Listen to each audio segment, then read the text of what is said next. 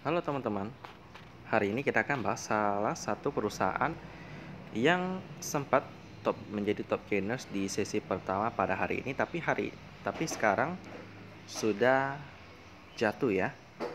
Bahkan ada sebuah jokes yang mengatakan bahwa banyak yang ketinggalan di bulan karena waktu itu dia sempat sempat naik tinggi sampai arah kayaknya teman-teman ya, tapi habis itu jatuh ke bawah ya. Namanya juga mirip-mirip salah satu badan antariksa di Amerika Serikat, yakni adalah NASA. Kita akan membahas perusahaan properti yang bernama Andalan Perkasa Abadi Tbk dengan kode emiten NASA atau kita panggil aja NASA ya. Seperti yang kita bisa lihat dari grafik harganya, dia naik dari harga 50 ke 65, setelah itu dibawa terjun sampai ditutup pada harga 52 ya. Parah sih. Jadi banyak sekali yang mungkin kalau tidak melakukan analisa dan beli-beli saja sudah nyangkut di sana ya. Ibaratkan sudah di bulan tapi nggak bisa balik ke bumi. Gitu teman-teman ya. Jadi kita akan membahas perusahaan yang satu ini, perusahaan properti yang memiliki villa dan apartemen. Ya, seperti pada umumnya sebagai pengusaha properti tentunya mengandalkan kekuatan beli daripada konsumen yang cukup tinggi ya. Karena kita tahu sendiri bahwa properti itu merupakan salah satu komoditas komoditas yang sangat mahal ya.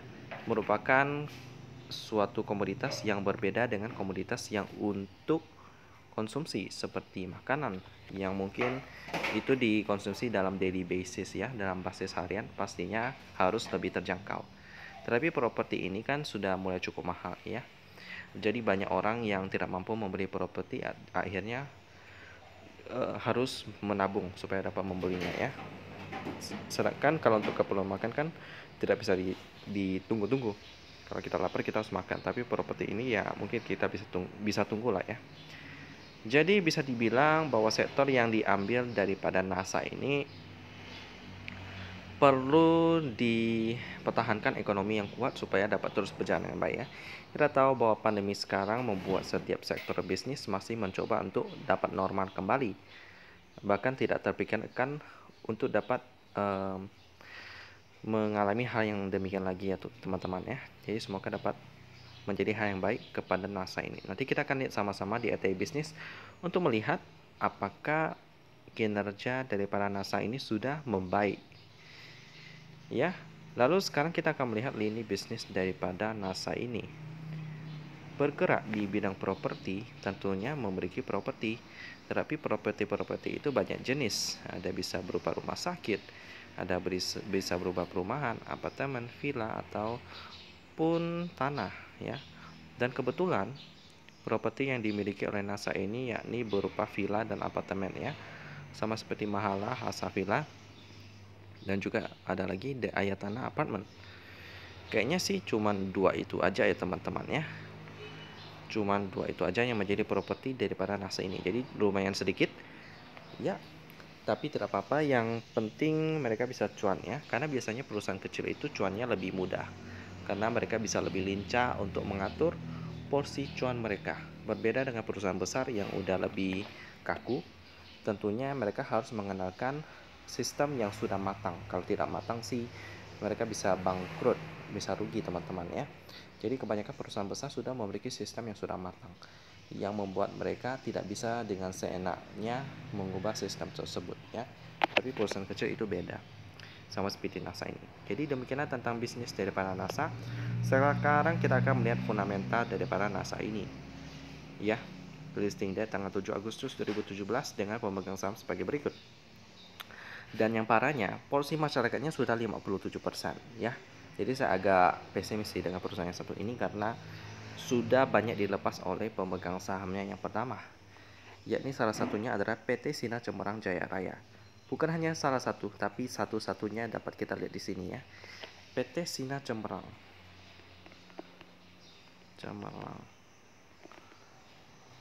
Jaya Raya ya.